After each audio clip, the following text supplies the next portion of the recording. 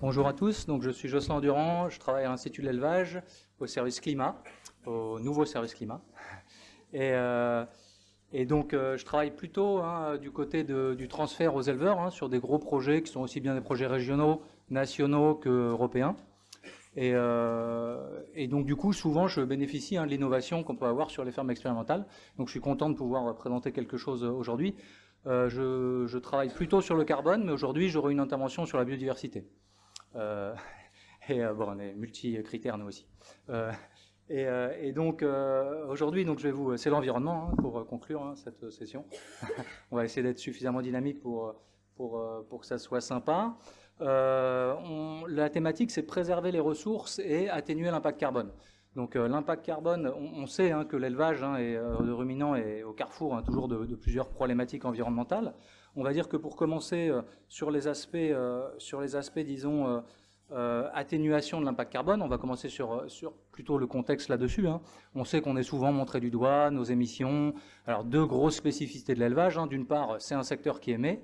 Mais nos émissions sont plutôt d'ordre biogénique, c'est-à-dire le cycle naturel du carbone, on va dire, les émissions de méthane, CO2 qui se transforme en méthane via le ruminant, et également le fait qu'on est capable de stocker du carbone. Et ça, on va y venir après avec une intervention notamment sur le stockage du carbone dans les sols et également dans la haie.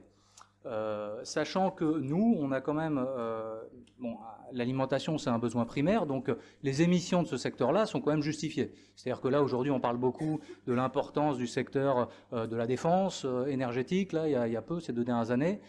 S'il y a un secteur qui est important, c'est bien le secteur de l'alimentation, puisqu'il est vital. Et celui-là, donc c'est justifié qu'on émette du carbone, je pense que tout le monde le reconnaît, y compris les objectifs politiques qui nous sont donnés. Et l'idée, c'est de pouvoir quand même justifier déjà qu'on est plutôt bon, en Europe et en France en particulier, on est bon en carbone. En lait, on est bon, en viande, on est très bon. En comparaison aux autres, en comparaison aux autres continents, pardon. Du coup, ça c'est déjà pas mal, mais on sait aussi diminuer nos émissions et diminuer nos émissions, c'est aussi un avantage concurrentiel, quoi. Déjà, c'est de montrer au pouvoir public qu'on s'en occupe et du coup qu'ils ne nous collent pas de la réglementation. C'est aussi pour ça que les éleveurs protestent aujourd'hui, à juste titre. Et également de dire que nous, on est capable d'atteindre les objectifs européens et nationaux. Ok, c'est à peu près les moins 50% là en 2050. On aurait dit neutralité climatique en 2050. Bon, André, il dit que oui, mais il a raison. Mais je dis qu'heureusement que c'est à moins 50% quand même sur le secteur, et même si on peut aller assez loin, mais c'est de dire en tout cas qu'on est capable de le faire. Voilà. Préserver les ressources, c'est un peu moins. Maintenant, on a parlé des choses qui étaient peut-être sur lesquelles on était pointé du doigt. Préserver les ressources, c'est quand même des avantages, quoi. Il y a des avantages de l'élevage de ruminants et il s'agit de le communiquer, y compris, comme Martial le disait tout à l'heure, de le communiquer autour de nous, à notre famille d'abord. Bon, ça va, on fait le boulot. Et après, peut-être vers le grand public, quoi. Là-dessus, on a bien sûr nos sols, notre consommation d'eau et la qualité de l'eau. On a vu que dans les territoires d'élevage de ruminants, on avait une reconquête de la qualité de l'eau sur le paramètre nitrate. On a aussi des qualités d'eau qui sont plutôt favorables sur les phytosanitaires. Donc il faut savoir le valoriser, savoir le montrer.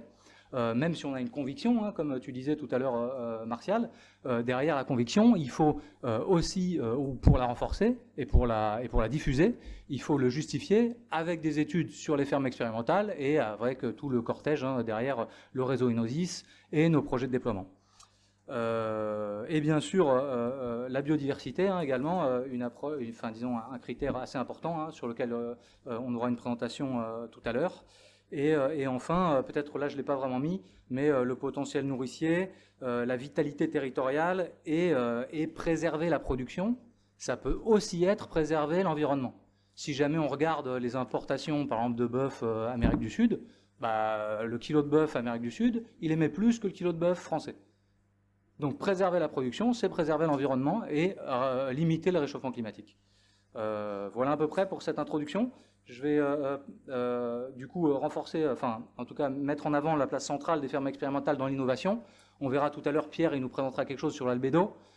C'est quelque chose qui est vraiment typiquement de l'innovation. Et d'abord, c'est testé en ferme expé. Pour la première présentation, donc, ça sera sur l'arbre, l'agroforesterie intra- et périparcellaire. Donc on aura les établières, Trévarez et la Blanche Maison. Ensuite, on poursuivra sur une intervention un peu plus longue, hein, sur le stockage carbone dans les sols et l'analyse des effets des pratiques agronomiques sur ce stockage carbone, avec Hélène et Anne. Ensuite, c'est moi qui m'y recollerai sur la biodiversité. Et on conclura avec Pierre sur l'albédo. Donc j'espère qu'on va tenir le timing, au moins, hein, on va faire en sorte de tenir le timing nous. Enfin nous, pas pour pointer dans les autres. Donc on ne terminera pas tout à fait à l'heure, mais voilà, nous on essaiera de tenir voilà. Et Martial conclura bien sûr la session. Donc du coup, la première partie, si on veut tenir les timings, venez au pupitre.